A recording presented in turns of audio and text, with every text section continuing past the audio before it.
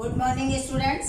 मैं Sudha Srivastava, pioneer Montessori inter college Lakhpeda Bagh Barabanki से हिंदी में सूरदास की व्याख्या के विनय पद से आपको बता रही हूँ। विनय पद में यह सूरदास द्वारा रचित सूर सागर से आपकी पाठ्य पुस्तक में संकलित है। इसमें विनय पद पहले आप लोगों को समझा रही हूँ। विनय पद में है मेरो मन अनत कहाँ सुख पावे।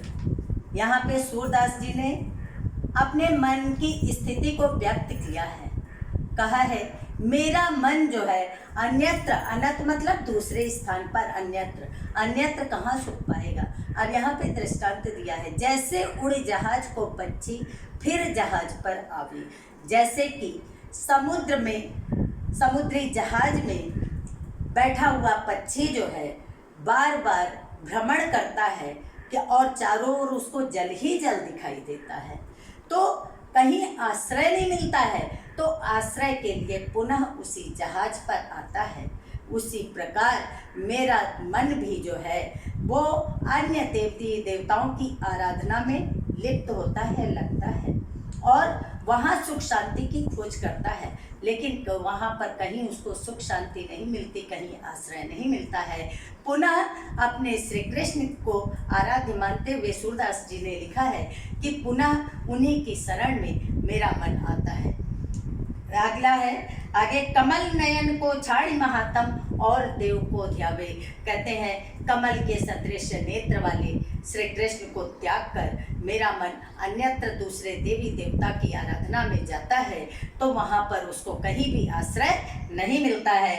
परम गंग को छाड़ पियासो दुर्मति कूप खनावे।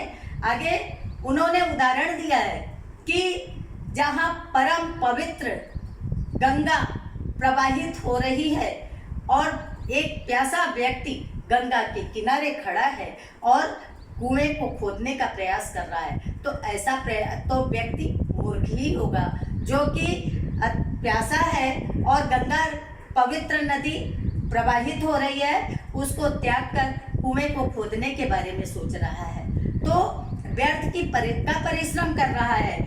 जी मधुकर अंबुज रस चख्यो क्यों करील फल भावे। कहते हैं जब मधुकर मतलब भौरा, भौरे ने कमल रस का रसास्वादन कर लिया है, कमल रस के मीठे रस का पान कर लिया है, तो उसको करील का फल क्यों अच्छा लगेगा, करील के फल का रस क्यों रसास्वादन करना चाहेगा, क्यों कड़वे फल को का रसास्वादन करना चाहेगा। सूरदास प्रभु काम धेनु तज छेरी कौन दुहावे। सूरदास जी कहते हैं कि जब संपूर्ण कामनाओं की पूर्ति करने वाली गाय मेरे पास है, तो बकरी का दूध क्यों दूहना चाहेंगे। अर्थात सूरदास जी कहते हैं कि मेरा मन जो है जगह जगह भ्रमित होकर अन्य देवी देवताओं की आराधना करके उसको कहीं आश्रय नहीं मिलता है, तो पुनः जो है श्री कृष्ण के शरण में आता है, तो श्री कृष्ण को ही अपना आराध्य मानकर सूरदास जी ने उन्हीं के शरण में रहना उचित समझा है। बच्चों, इसमें जो है अलंकार है, इसमें जैसे उड़ी जहाज को पक्षी, उड़ी जहाज, यहाँ पे दृष्टांत दिया है उन्होंने, तो इस पे हो गया दृष्टांत अलंकार।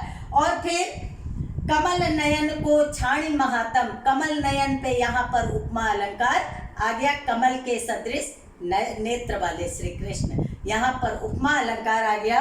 और यहाँ पर जी मधुकर अंबुज रस चाख्यो, यहाँ पर क्यों करील फल भावे, यहाँ पर विरोधाभास है, यहाँ पर काकु वक्रोक्ति अलंकार है।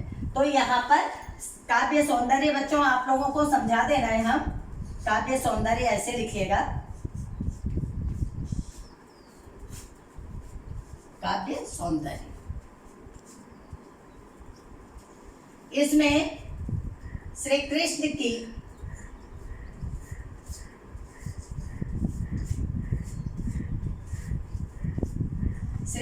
की श्रेष्ठता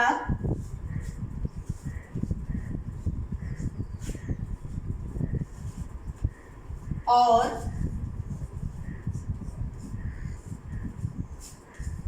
अन्य देवी देवताओं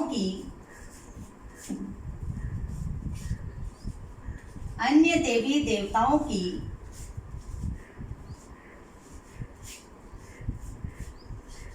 हीनता को बताया गया है। अन्य देवी देवताओं की हीनता को बताया गया है। भाषा बच्चों कौन सी भाषा है? सूरदास की भाषा आप लोगों ने पहले भी पढ़ा है। भाषा ब्रज भाषा, रस कौन सा हो गया? शांत और भक्ति रस, क्योंकि विनय का पद है। शांत और भक्ति रस।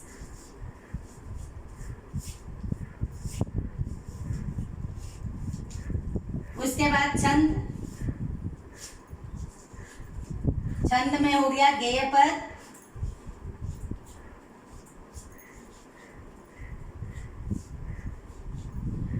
और अलंकार बच्चों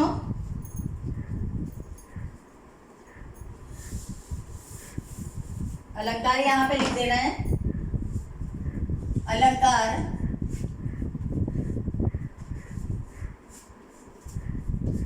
दृष्टांत,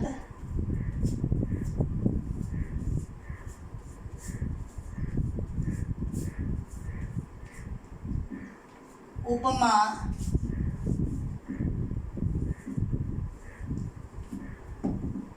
काकु वक्रोक्ति अलंकार।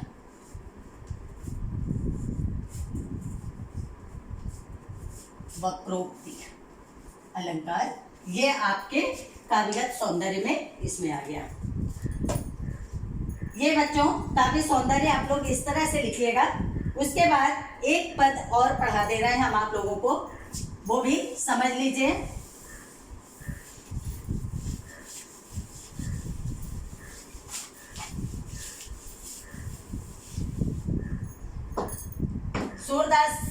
सूरदास ने श्री कृष्ण की बाल मनोवृत्ति का अद्भुत वर्णन किया है।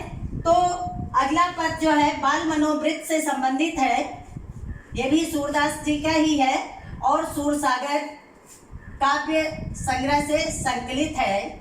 ये है वात्सल्य। अब वात्सल्य आपने वात्सल्य रस भी पढ़ा है बच्चों। वात्सल्य रस माता का पुत्र के प्रति प्रेम तो वास्तविक है कि बाल रूप का वर्णन किया है कवि ने, तो इसमें माता का पुत्र के प्रति भी प्रेम दर्शाया गया होगा। अब श्री कृष्ण के बाल स्वरूप का वर्णन कवि ने किया है कि इनकी शोभा अत्यधिक अलंकारिक है, अत्यधिक सुंदर है। तो है हरिजू की बाल छवि कहो बरनी, सकल सुख की सीव कोटि मनोज शोभा हरनी, भुज भुजंग सरोज नयनन बदन विदु जित लरनी, रहे विवरणी सलिल नभ उपमा अपर दुरि डरनी, मंजु मेचक मृदुल तन अनुहरत भूषण भरनी, मनो सुभग सिंगार शिशुतरु फर्यो अद्भुत फरनी, फलत पद प्रतिबिंब मणि आंगन घुटुरवन करनी, जलज संपुट सुभग छवि भरी लेत अरुजनु धरनी, पुण्य फल अनुभवत सुतहि विलोक कै नंद घरनी, सूर प्रभु की उर्वशी किलकनि ललित लर खरनी। यहाँ पे श्री कृष्ण की बाल लीला का अद्भुत वर्णन किया है। श्री कृष्ण घुटनों के बल चल रहे हैं, अत्यधिक शोभायमान हो रहे हैं, उस बाल स्वरूप का वर्णन कवि ने किया है। हरिजू की बाल छवि कहो बरनी, उस श्री कृष्ण प्रभु की बाल लीला का वर्णन कैसे करें। ये अनुपम छवि को प्राप्त कर रहे हैं, अनुपम शोभा को प्राप्त कर रहे हैं। ये बड़े पुण्य का फल है जो कि इस शोभा को देखने को मिला है। सकल से सुख की सीम कोटि मनोज शोभा हरण। सीम क्या है बच्चों? सीमा। श्री कृष्ण की बाल स्वरूप की जो बाल स्वरूप की छवि है वो सभी सुखों की सीमा है, मतलब कि इसके पश्चात कोई भी सुख प्राप्ति की आशाएं नहीं रह जाती हैं। कोटि मनोज शोभा हरणी, करोड़ों मनोज मतलब कामदेव, करोड़ों कामदेव की शोभा को हर रही है, मतलब इनके बाल रूप में के समक्ष करोड़ों कामदेव की सुंदरता जो है धूमिल हो रही है, नष्ट हो रही है। और है आगे कहा है, भुज भुजंग सरोज नयनन बदन विधु जित लरन। अब यहाँ पर इनके एक एक अंग की उपमा दी है कवि ने। भुज भुजंग, इनकी भुजाएं, सर्प जो सर्प के ने इनकी भुजाओं ने सर्प की सुंदरता, सर्प को ले लिया। सरोज नयननी, और जो नेत्र हैं कमल के सदृश हो गए हैं। बदन विधु, बदन मतलब मुख, मुख चंद्रमा के सदृश हो गया। भुजाएं सर्प के सदृश लंबी हो गई हैं और नेत्र कमल के सदृश अत्यधिक शोभायमान हो रहे हैं, और जो मुख है चंद्रमा के सदृश हो गया है। मतलब ये सब अपनी सुंदरता में जो है श्री कृष्ण के समक्ष हार गए हैं, अर्थात सद श्री कृष्ण ने इन सब से इनकी सुंदरता को अपने शरीर में, अपने अंगों में समाहित कर लिया है। रहे विवरण जिसके कारण सर्प जो है बिलों में चले गए, सलिल और कमल जो है कमल के सदृश नेत्र वाले हैं, तो कमल जो है जल में चला गया है। और नभ, नभ में क्या हो गया है, विधु मतलब चंद्रमा जो है नभ में चला गया है। अपर उपमा अपर दुर्डरन, और जो अन्य शरीर की उपमाएं थी वो इनसे भयभीत होकर छिप गई है। मतलब एक एक अंग श्री कृष्ण का अत्यधिक शोभायमान हो रहा है, जिसकी की उपमा अवर्णीय है। मंजु मेचक मृदुल तनु अनुहरति भूषण भरणी। मंजु मेचक, मंजु सुंदर, मेचक मतलब श्यामल, तनु मतलब शरीर। श्री कृष्ण का श्यामल सुंदर शरीर जो है मृदुल कोमल है। श्री कृष्ण का कोमल श्यामल सुंदर शरीर है। अनुहरत भूषण तरती, और जो इन्होंने अपने शरीर के अनुरूप ही आभूषण को धारण कर रखा है। ये जो है अत्यधिक शोभायमान हो रही है, सभी सुंदरताओं को हर रही है, अर्थात कि इनके ऊपर सारी सुंदरताओं की छवि जो है शोभायमान हो रही है। मनु सुभग श्रृंगार तरु फर्यो अद्भुत फरनी। इस प्रकार प्रतीत हो रहा है मानो शिशु, छोटा श्रृंगार का पौधा जो है पुष्पित होकर अद्भुत फलों से भर गया हो। श्री कृष्ण के शरीर पर ये जो आभूषण है इस प्रकार सुशोभित हो रहे हैं जैसे कि छोटे श्रृंगार के पौधे पर कोई अद्भुत फल लग गया हो। इस प्रकार श्री कृष्ण बाल्यावस्था में शोभायमान हो रहे हैं। आगे है, चलत पद प्रतिबिंब मणि आंगन घुटरवन करनी। और जब वो चलते हैं तो उनके लाल लाल पैर जो हैं उसका प्रतिबिंब जो है पृथ्वी पर पड़ता है, और आंगन में जब घुटनों के बल हाथ भी रखते हैं तो इस प्रकार शोभायमान हो रहे हैं जैसे जलज संपुट सुभग छवि भर लेत उर जन धरनी। ऐसे प्रतीत हो रहा है कि कमल जो पृथ्वी ने कमल के पूरे समूह को अपने में समा लिया हो, अपने हृदय में भर लिया हो। इस प्रकार इनके हाथ और पैर का प्रतिबिंब जो है मणियों के आंगन में सुशोभित हो रहा है। इस प्रकार श्री कृष्ण कमल के पुष्प की भांति जो है पृथ्वी पर चलते हुए सुशोभित हो रहे हैं, कि प्रतीत हो रहा है कि पृथ्वी जो है संपूर्ण कमल को अपने में, अपने हृदय में समा लिया हो, या अपने हृदय में जो है रख लिया हो, पुष्पित कर लिया हो। पुण्य फल अनुभवति सुतहि बिलोकि कै नंद धरनी। और नंद घरनी मतलब घरनी पत्नी, नंद मतलब नंद की पत्नी अर्थात यशोदा जो है अपने पुत्र की इस अनुपम छवि को देखकर अपने पूर्ण जन्म का फल सोच रही हैं, विचार कर रही हैं कि ये तो मेरे पूर्ण जन्म का फल है। सूर प्रभु की उर्वशी किलकन ललित लर खरनी। सूरदास जी कहते हैं कि प्रभु का किलकारी मारकर हंसना, लड़खड़ाते हुए चलना, डगमगाते हुए कदम आगे बढ़ाना मेरे हृदय में बस गया है। ये बाल छवि अनुपम है जो कि मेरे हृदय को आकर्षित कर रही है। मैं अपने आराध्य श्री कृष्ण की उस बाल छवि को बार बार देखने के लिए मैं जो है उत्साहित हूँ, देखने के लिए मैं तत्पर हूँ। इस प्रकार कवि ने जो है श्री कृष्ण की बाल लीला का अद्भुत वर्णन दिया है। ये तो वात्सल्य रूप में है बच्चों। अब इसका आप साहित्यिक सौंदर्य कैसे लिखेंगे, इसका काव्य सौंदर्य डाल दीजिएगा।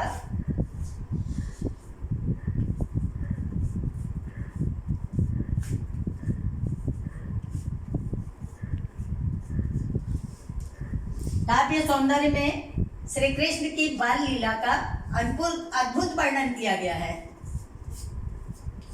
श्री कृष्ण की बाल छवि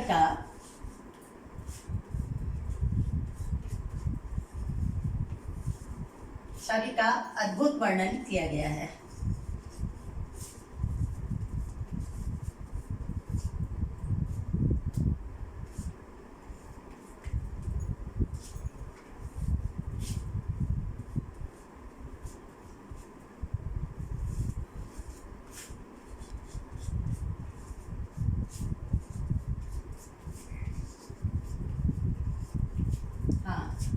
अब इसमें भाषा तो आपको पहले भी बता चुके हैं, सूरदास ने ब्रज भाषा का ही प्रयोग किया है। ब्रज भाषा, रस। अब रस में वात्सल्य शीर्षक से भी है, माता का पुत्र के प्रति भी प्रेम दिखाया गया है, और तो यहाँ पर वात्सल्य रस है। छंद, गेय पद, गेय पद, गेय छंद हो गया। अलंकार,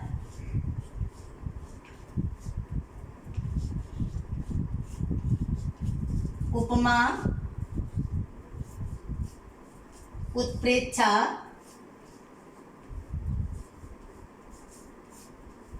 जहां पर मानो वगैरह आ गया वहां पे उत्प्रेक्षा अलंकार है बच्चों। उत्प्रेक्षा और अनुप्रास अलंकार, अनुप्रास अलंकार है बच्चों। एक चीज और बता दें, आप लोगों में जो एग्जाम में है, अब इन पद्य से प्रश्न पूछे जाते हैं। काव्य सौंदर्य इसलिए बता देते हैं ताकि आपको पता हो कि इसमें कौन सा अलंकार प्रयुक्त है, ये याद रखिएगा बच्चों।